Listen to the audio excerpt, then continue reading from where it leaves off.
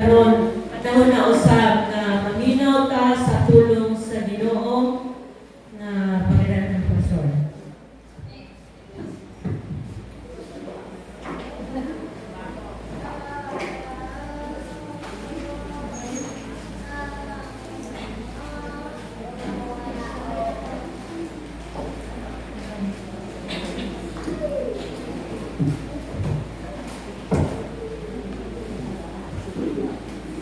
Lord, ayong tunang sa tanan. Amen. Hallelujah.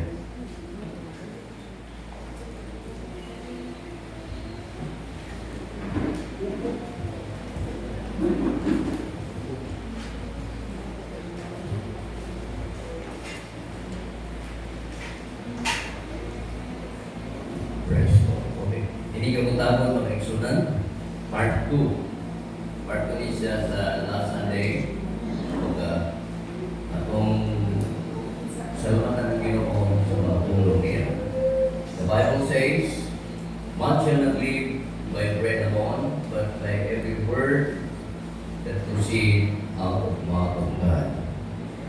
So, this morning, I would like to continue the topic about the field of praise, living among the weeds, part 2. So, makaisunod sa atong teksto, makita na ito din sa 2 Kings chapter 17, verses 24 to 26, makaisunod. Okay? The Bible says in verse 24, "Then the king of Assyria brought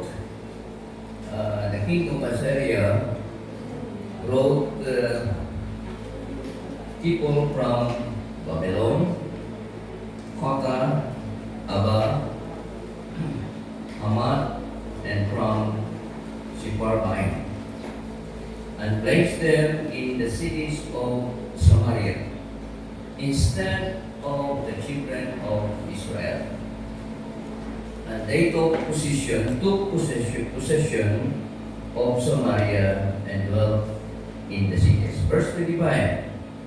"And it was so at the beginning of their dwelling there that they did not fear the Lord." Verse 25. "And it was so at the beginning of their dwelling there that they did not fear the Lord." Okay? Wala sila mahadlok sa Ginoo. Therefore, the Lord sent lions among them, which killed some of them. Verse 26. "So they spoke to the king of Assyria, saying, The nations whom you have removed and placed in the cities of Samaria do not know the rituals of God of the land." So kung Bisaya mo niyo siya, ang mga tao nga imong ibutang sa Samaria, wala makahibalo sa tulumanon sa Ginoo.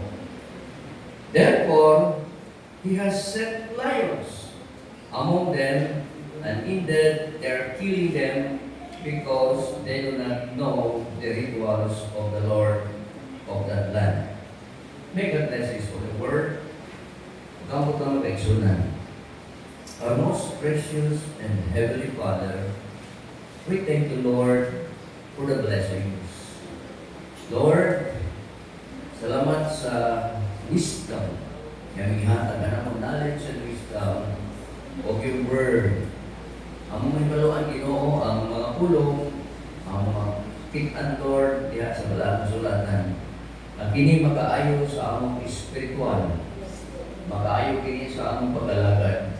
Kung sa among pag-alagad, Ginoo, nagkinahanglan kami sa imong blessings, sa imong anointing, sa imong power. Lord, salamat Ginoo sa kahong sa Balang Espiritu. Ang inyong adlaw, Ginoo,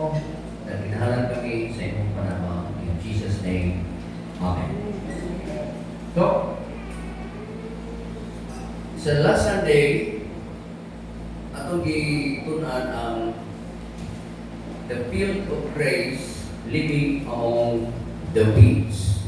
So, Bisaya na siya, ang uma sa grasya, gipuy-an o mga sagot o nagsita na kung layon, sabi siya kung layon, sagot.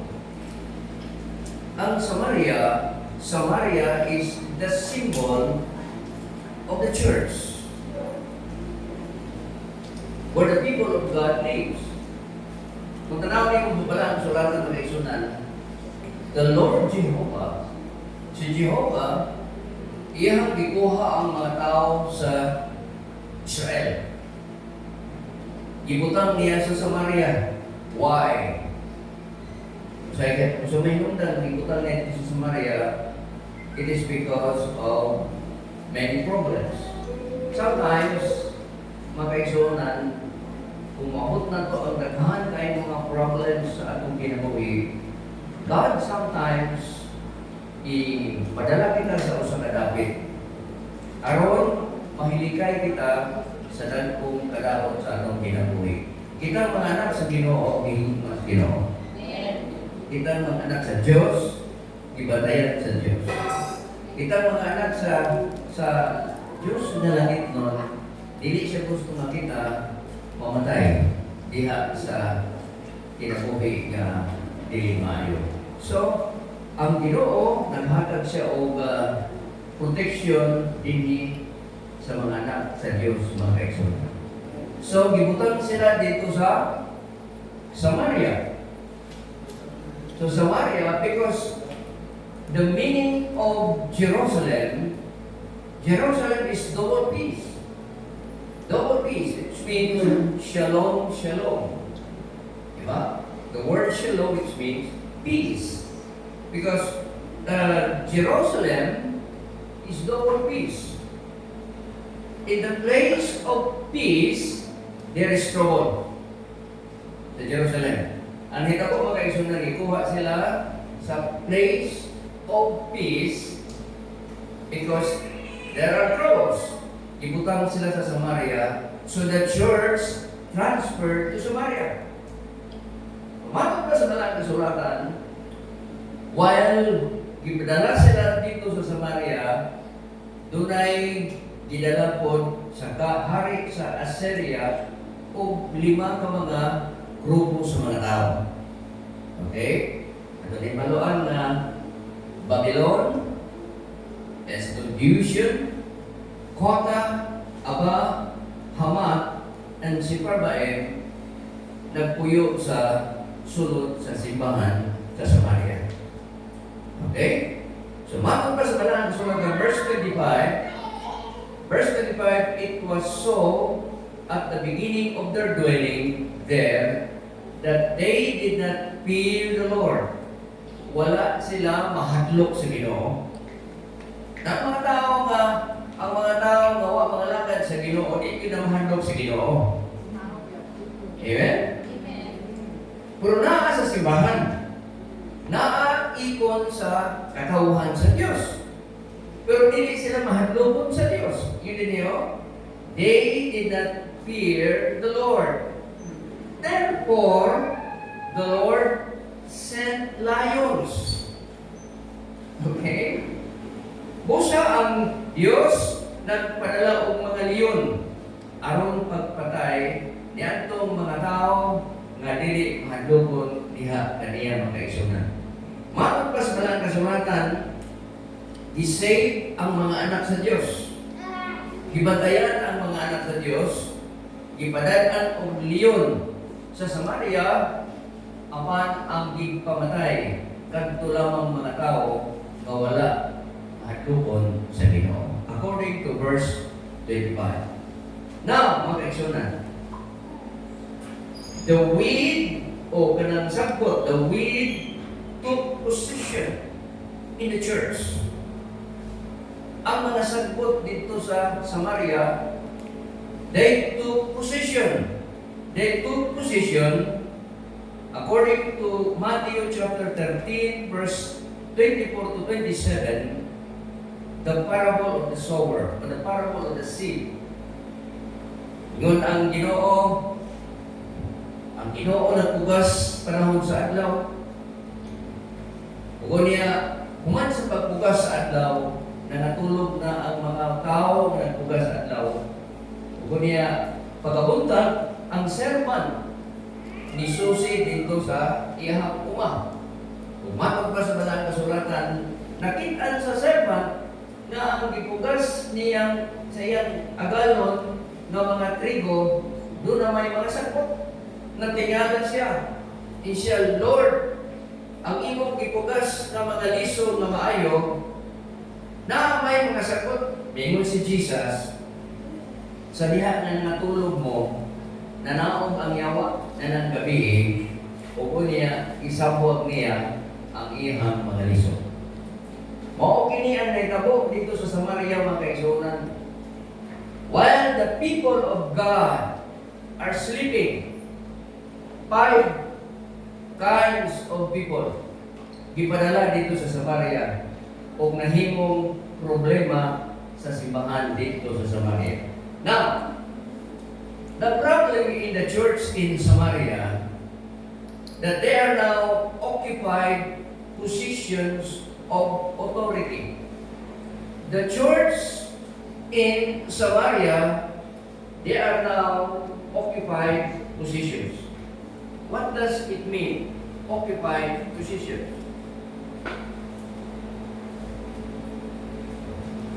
It says here, the word occupied positions of authority, it is designated role within the organization or the society, such as manager, supervisor, or public officials.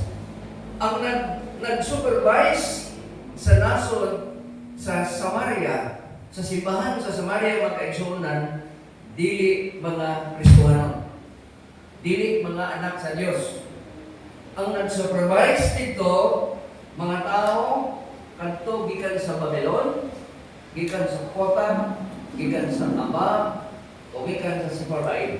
Sila mo ay nahimong mga public officials sa simbahan sa Samaria, mga kaigsunan. So it means the unrighteous people prospered. There was prosperity in the unrighteous people in the church of Samaria. Gipanalanginan sila pagkayo. Sa daghan kayong mga bahandi dito sa Samaria, while the people of God starving. Pobre sila. So matag pa sa balang kasulatan at kaigsunan, maong kining nahitabo sa simbahan sa Samaria. There is an unrighteous element that is prospering in the invisible church. Tanawa sa atong mga kasimbahan karon. Kinsa may mga kalimutan din sa mga kinsa may nato. Mga tao mga dili mo tawag ang Ginoo. Diba? Ikaw nga born again, nagtrabaho ka sa usa ka kumpanya na Christian, di ba? Nagtrabaho ka sa opisina na mas dato pa ka kanimo. Inana ang sistema sa simbahan sa Samaria, mga kaigsunan. So, unrighteous prosper. There is an unrighteous element that is prospering in the visible church. Now, their prosperity may falsely validate their lifestyle. Ang ilahang prosperity o kanang kausuwagan, mga kaigsunan, ang ilahang kausuwagan o prosperity nahimong sayop nga nagpamatuod sa ilahang style sa kinabuhi. I-prosper sila, pero asa man sila padulong, mga kaigsunan. Gikan sila sa simbahan, matunan po sila sa simbahan, yan magawa sila padulong sa mga inuman, nightclub, diba? bisyo. Di sa gikan, simbahan. Diba? Christian. Nagtuo kang Jesus Christ, nagtuo kang Jesus Christ. Pero, human sila nagsimba, tuwa sila sa gawas sa ilang bisyo mga kaigsunan. So this, they're called, their prosperity may falsely validate their lifestyle. Now, prosperity is the state of flourishing, thriving, and experiencing good fortune, then characterized by financial abundance, economic growth, and high quality of life. Mao ka nang gitawag og prosperity. Makita nimo kini nga mga tao nga nagasampit sa Ginoo pero layo ang ilang kinabuhi sa Ginoo. Their God is near to their lips, but very far to their hearts. Ang ilang Diyos, doon kayo sa ilang baba. Diba? Pero ang kasing-kasing, layo kayo sa Diyos. Karon, mga kaisunan. Balik ka sa chapter 17, verse 25. Lions in their midst. Okay. Mga leon, diha sa ilahang kaliwala. Verse 25. And it was so, at the beginning of their dwelling there, that they did not fear the Lord, therefore the Lord sent lions among them, which killed some of them. Okay. Lions affected their prosperity. Ang mga leon, mga kaigsuonan, nakapaipikto sa ilahang kadato. According to the Bible, 1 Peter chapter 5 verse 8, be sober, be vigilant, because your adversary, the devil, walks about like a roaring lion, seeking whom he may devour. Nga pagbantay ka mo, magmaikbaton ka mo, tungkol kay ang kaaway mo ang yawa, sama siya sa leon, nagapangulog, o nagapangita siya, o tukpunon. Okay. Atong tanaw ganitin sa gitukob. Balik ka sa verse 25. Balik ka sa verse 25. Connection. Insay gitukob sa lion. Verse 25, that they did not fear the Lord. Insay gitukob? Katong wala mahadlokon sa Ginoo. Amen. Katong mahadlokon sa Ginoo, wala hilabti sa mga leon. Kinsay nagpadala sa leon? Ginoo. Gini niyo, the Lord sent lions. Okay. Ang mga leon na ipadala sa Diyos sa 2 Kings chapter 17 verse 25, the Lord sent lions among them which killed some of them. So, lions affected their prosperity. So, pagbantay ka mga kaigsuotan. Kaya kung imong tunan ang malaang kasulatan, you are sons and daughters of God. You are children of God. You are protected by God. Karon kung imong anak, akong mga anak, kung padala ka rin kong leon, na ipa sa kong anak, hindi siguro pwede. Isa ka rin lamok, kung sa imong kuhan, imong pinagbandayan, di ba? Kaya karon, Kisa ipadala sa leon, verse 25. Katong mga tao nga wala mahadlokon sa Ginoo. Amen. So ayaw mo kahadlok sa leon mga kaigsunan. Because Jesus is the Lion of Judah. He is the true lion. Siya ang tinuod ka leon mga kaigsunan. Ang iniingon sa 1 Peter, no, ang yawa, roaring lion lang siya. So may roaring lion. Kanan nagpangulob lang. Diba? Adlokon ka sa gabi, sa damang ko. Ingnon ka. May ganito, Jesus eh.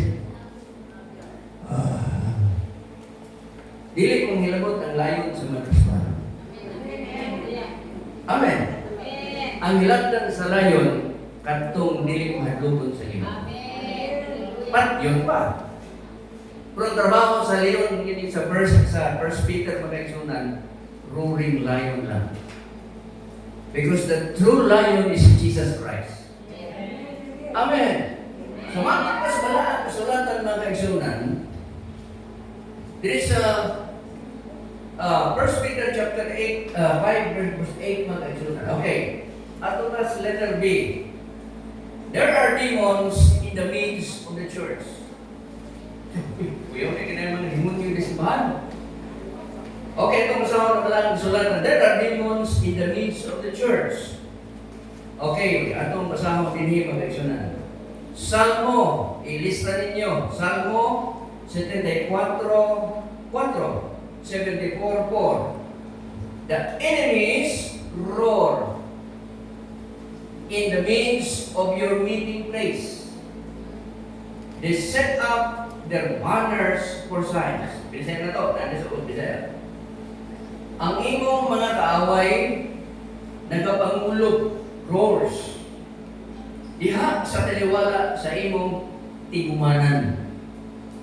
Kung sa mga tigumanan, naa sa sulod sa tigumanan sa balay sa Diyos.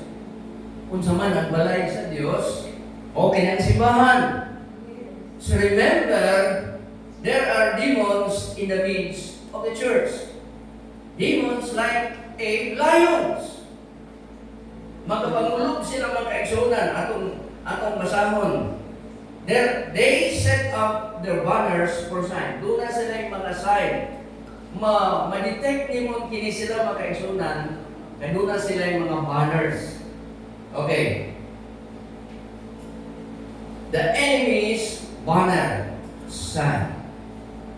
The enemy's banner sign. Sunod mo sa akuan. Okay dito. First sign is depression. Okay? The first sign, a banner sign of the enemy is depression. Pero may na-depress rin, di ba? Okay? Kung makita niyo na siya magkaigsunan, there are demons because depression is demon. Depression is a common serious mood disorder characterized by persistent sadness, loss of interest in activities. What ang loss of interest in activities in the church? Remember, there are demons inside the church. Kung ba ada yung nag-renew?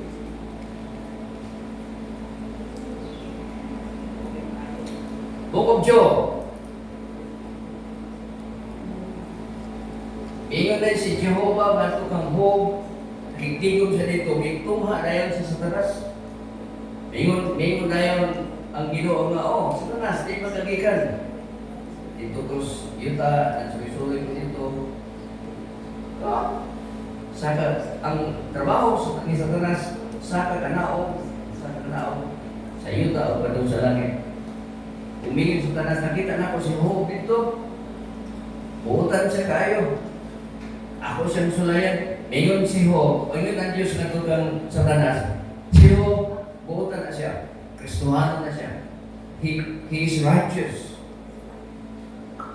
Pwede na makuhaw na niya ang matutanan, pero ayaw kuha ang kinabuhi.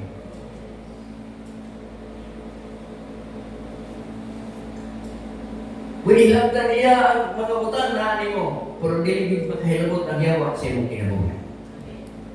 Amen? Ay tao ka sa Diyos. Anak ka sa Diyos. Anak ko sa Diyos. Isa na ng anak sa Diyos. Amen? Kung anak ka, kung doon na kayo mga anak, ito ka gusto na iyong mga anak, ang iyang pagkatao, Hanto na ganyan sa iyang pag-minyo, hanto na siya future, mo tapang ka makaigsunan, ito kaya anak mo na siya. Diba? Hindi sa pag-eskwela, kuwan pa, diyan pa sa nursery, diyan pa sa mga hatod na nagtinda, hatod na grade 1, hatod mo sa eskulahan. Diba? Pagka elementary, hatod mo sa eskulahan. Isang high school na, ihatod mo sa eskulahan. Isang college na, ihatod mo sa eskulahan. Grabe na kung hako, makaigsunan sa mga college na sila. Ni-graduate na lang yun sila. Mga kaigsunan, pag-apply, apil ka kung papa-mama. Ang mama mo yung sunod dito sa opisina. Diba? Pero anak mo na siya. Ang Diyos, makikasama niya na. Ang iyang pagigugma ka na ito, pagkaisunan. Dili siya gusto nga kita nagka-apigil karon gusto ta nga atong mga anak mo asenso sila. Mas labaw pa kaysa ako Ang anong pagtanaw makaigsunan, inana ang pagtanaw sa Diyos sa iyang mga anak niya sa simbahan. Ayaw tugutin makaigsunan nga ang depresyon. Maabot diha sa sulod sa imong kinabuhi makaigsunan. Kung mawad ka na kanika loss of interest in activities in the church or sa bisan sa mga kaigsunan, kana sign kana siya sa enemies banners sign. Mga sign kana siya nga dili na iya sa Ginoo. Now, and in severe cases, thoughts of suicide, wala nila ko diha. Diba? Wala mong Christian na mag-suicide. Sa lahat akong ipaluan na tunay Christian na nag-suicide. Nakita. Pero sa ato, wala na. Depression. Ang depression, mga kaigsunan, niabot dito sa simbahan sa Samaria because they did not fear the Lord. Kung dili ka mahadlokon sa Ginoo, na ipanahon nga dili ito mahadlokon sa Ginoo. Because the fear of the Lord is the beginning of wisdom. Ang paghahadlok sa Diyos, mga kaigsunan, dapat mahadlokon ta sa Diyos. Mahadlokon ta niya, mga kaigsunan. Ay kung dili ka mahadlokon sa Diyos, pagbantay sa leon, muabot yun ang leon, mga kaigsunan. Mulog. Mulog lang, no? Roar. Next is disease. Are lions in the church. Specific, harmful, often painful abnormality that disrupts the normal stature or function of the organism's body and mind. Disease. Diba?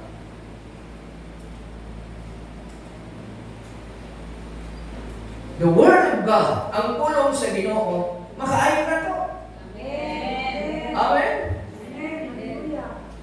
Ang pulong sa Diyos makaayon.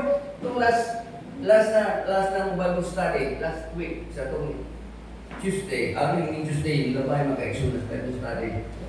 Sa ABC Bible study natin, Pastor Brett.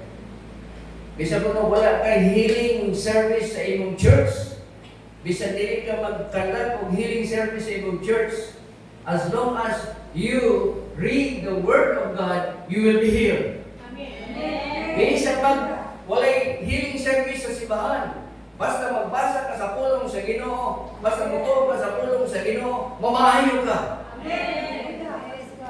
Ang gusto sa Ginoo, maayo ka. Kung sa may diferensya din mag-aigsunan, itawag niyo disrupts the normal structure and function of the organisms, body, and mind. Wala na sakit sa physical, pero makaigsunan, wala na sakit diha sa spiritual.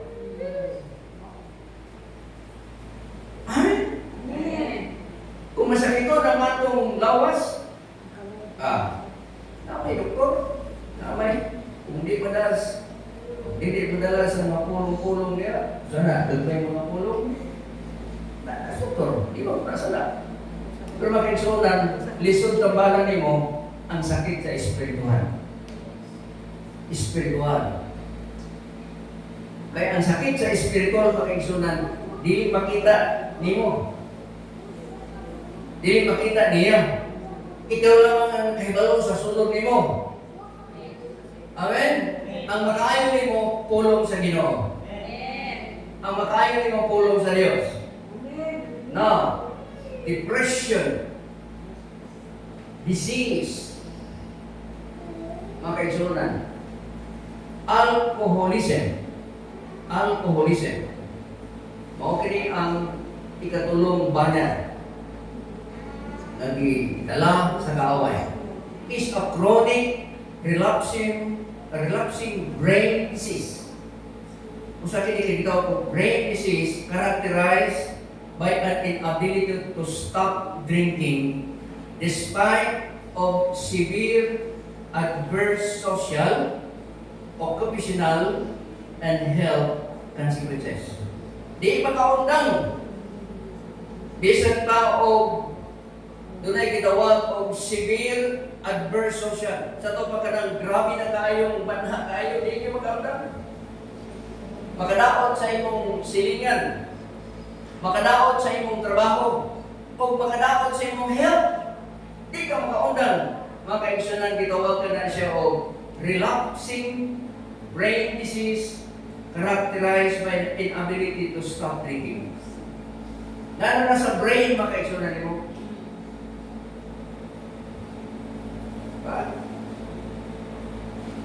Now, mga kaigsunan, the enemy's banner, depression, disease, alcoholism. Now, katapusan, discern the doorway. Verse 26. So they spoke to the king of Assyria, saying, the nations whom you have removed and placed in the cities of Samaria do not know the rituals of God and of the land. Therefore, he has sent lions among them. Indeed, they are killing them because they do not know the rituals of God of the land. Ipadadaan sila ngayon, kaya wala sila madoon sa Ginoo. The people of Samaria discerned that the reasons for their troubles, they did not obey the rituals of God.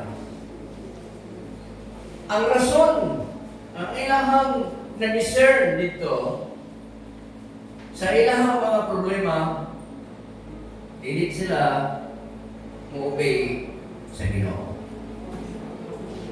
May tabo pa na siya dito sa Samaria, may tabo na sa dini sa atong sulod mga kaigsunan.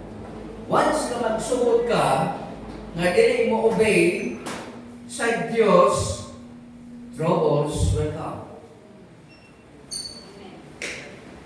Amen. Opo ng troubles. O hinunggan mga kaigsunan. The reason for their church troubles is disobedience. Ang rason sa ilang pag moabot ang trouble sa ilang simbahan sa Samaria because of disobedience. Because disobedience is the refusal or neglect to follow rules, orders, and or authority figures. That's disobedience. Because ang pulong disobedience, pag-refuse ni mo, pag-neglect ni mo, pagsunod sa malawak sa Diyos, sa order sa Diyos, o bisan pa sa mga otoridad, bisan pa na sa simbahan, mga kaigsunan. Deuteronomy chapter 28, basahan niyo mga kaigsunan. Ang verse 28, chapter 28, verse 1 to 14, makita niyo din ang blessing, ang blessings for disobedience. Okay? But chapter 28, verse 15 to 68, curses for disobedience. Unami tayo mga kaigsunan, unami tayo. Muli mo sa malay karon, ulit niya gabi. Basaha ang Deuteronomy chapter 28. Sunod diha sa Deuteronomy chapter 28, curse and blessings. Panalangin o tunglo sa mga anak sa Diyos na nagatuman, panalangin o ang mga masinupakon tunglo. Because obedience brings prosperity. Obedience brings protection. Obedience brings elevation above nations. Assignment din nato mga kaisunan. Basahan na to ang Deuteronomy chapter 28. Sa dili na karon, ulitin niyo sa balay, basahan ninyo ang 1 to 68. Panalangin o ang tunglo mga kaisunan. Ang verse 16 o verse 15, magsugod na niya ang mga resulta sa mga disobedience. Because disobedience results in curses, including defeat, disease, famine, and exile. So kinsa may tubag ning tanan mga kaigsunan. Jesus is the answer. Si Jesus mao'y tubag sa tanan mga kaigsunan. Mo-obey ta sa pulong sa Ginoo. Para ko rin ang paper dito. Jesus is the answer. Si Jesus mo'y tubag sa tanan. Remember, if you obey the Lord, walay may tabo sa inyong kinabuhi mga kaigsunan. You are protected by God. Hallelujah. You are protected by God. Akong dispersion mga kaigsunan, ako ni ibalik. Kung nagkakaroon ng muminig, pero ako na ibalik na ninyo mga kaigsunan. Ang atong kinabuhi ng Kristohano, sama tayo ni Christian life, sama rin yung puti mga kaigsunan. Sometimes, mabot na to ang mga pagsulay sa atong kinabuhi. Ginaipit na ganun ay, di ba? Ginapilot na. Oo. So, bantala na. Sunod, gipilot pa kita. Ano? Napuno namin dito katuman mga pagkailan. Ginipilot ang mga kaigsunan ang atong kinabuhi sama ni ini. Criticize ta, daghan mga problema kung kinabuhi. Unya, bakit pa kita ginaipit ta kanunay sa bisan asa nga bahay. Ginapuod ta kanunay. Unya, ginagisi pa kita, gisiod pa ang imong kinabuhi. Oo, sarap tawag ka na. Kanamas-namasan. Gigisi pa yun ay imong kinabuhi. Isigon ka sa imong paglalagad sa Ginoo. Wala nila ko. Kanya, gikumot mo ka. Nagilabad mo ka. Nagidultuban mo ka. Kulito na ako. Inanangan itong kinabuhi magkaisunan. Kung magsaling ka sa Ginoo, ang krus ni Kristo, ipakamatyan na ni Kristo dito sa krus magkaisunan. Oh? Amen. Pagkamatyan na sa Ginoo, kintanan, no? Tanawan ang forma na itong magkaisunan. Pero na si Christ sa itong kinabuhi magkaisunan. Iproteksyonan ta kanunay sa Ginoo kay bisan mabot man ang mga leon, dunay mga nautan sama sa simbahan sa Samaria. Pero naata sa krus, ilansang sa Dios dito sa krus ang atong kinabuhi magkaigsunan. Usan ako na kayo natama guys.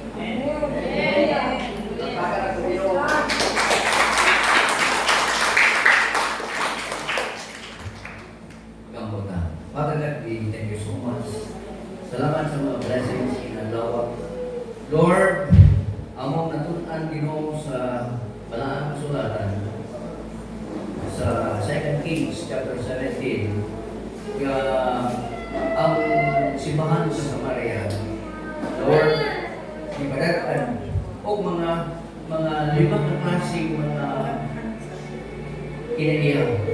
Apan ang anak, ang iyong mga anakan dito, Ginoo, iyong ibigsanan. In the New Testament, salamat Lord, di mo kami ipagkamatin sa cross.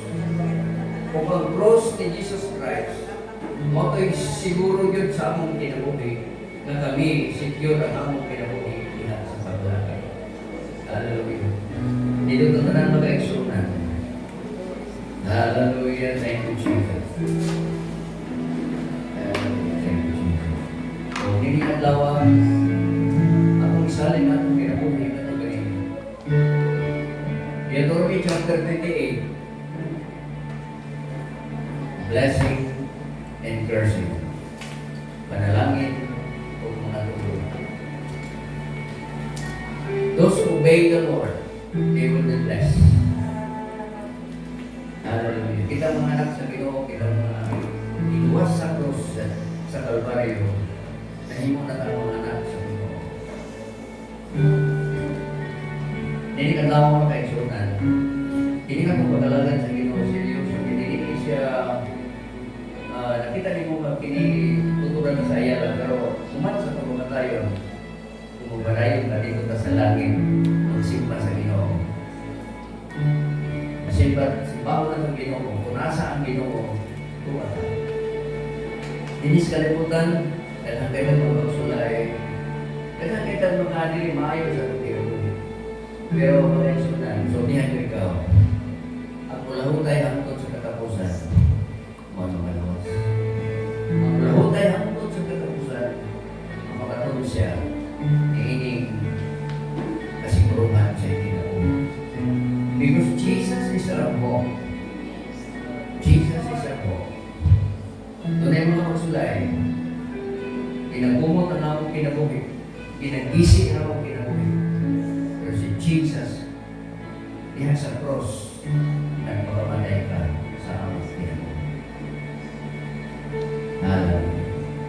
Kung hindi nga daw ang Ginoo, ang surrender ang akong kinabuhi niya kanino. Ang mihanap ng akong kinabuhi niya kanino. Kung doon ay mga butang Lord niya, hindi kami mahandog kanino. Pero nga daw Lord, tukuti ang akong kasing-kasing. Ang akong muna-muna, mahandog ko niya kanino Ginoo. Mahandog kami kanino Diyos. Hallelujah. Jesus, you are our Savior. Hallelujah. Good, thank you. Our Savior. Hallelujah. You deserve the glory and the honor. Lord, we lift our hands in worship as we give you holy.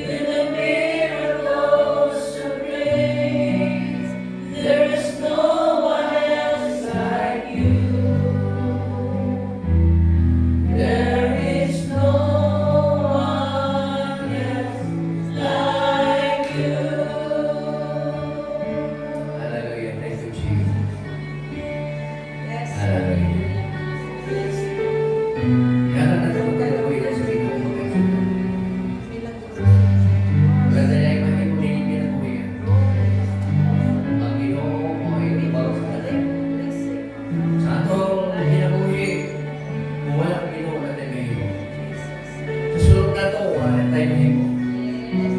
Kaya Ginoo mo bless, ug Ginoo mo curse. Sa mga taong obedience, sa blessings na mapunta. Salamat na ni Kadlawan, sa kasiguruhan sa palang kasulatan. Imong ipadala ng mga leon ang mga tao nga dili mahadlokon kanimo. Apan imong giproteksyonan ang mga anak sa Israel. Walay kamatay ang itabo kanila because they fear the Lord. Salamat Ginoo, kami imong mga anak, kami imong mga tawhan, kami imong mga iluwas diha sa krus sa Kalbaryo.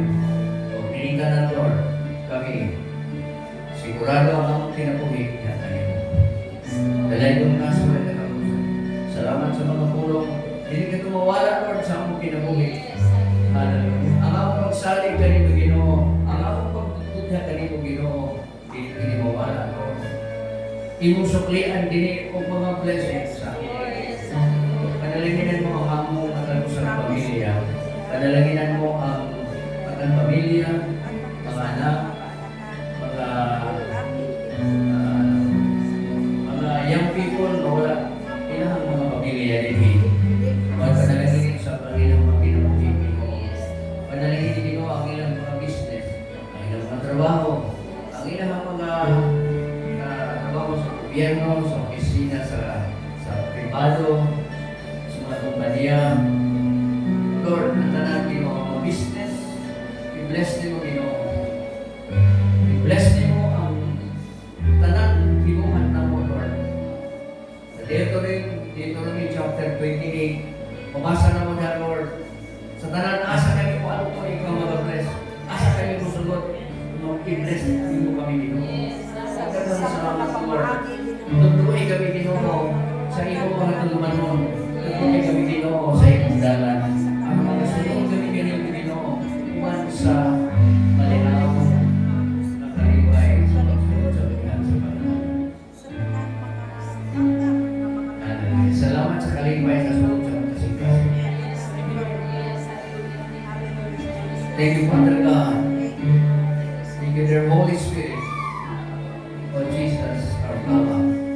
Salamat sa iyong pagpapalala sa amin. We give all the glory in Jesus' name. Amen. Bakal ko din yung mga ito. Ulit mo na tala. Praise the Lord. Karon ang time na matuta sa ato ang baptism. Murag dito na sa San Ramon. Sa San Ramon Penal Colony. Dito tayo punta ni Daniel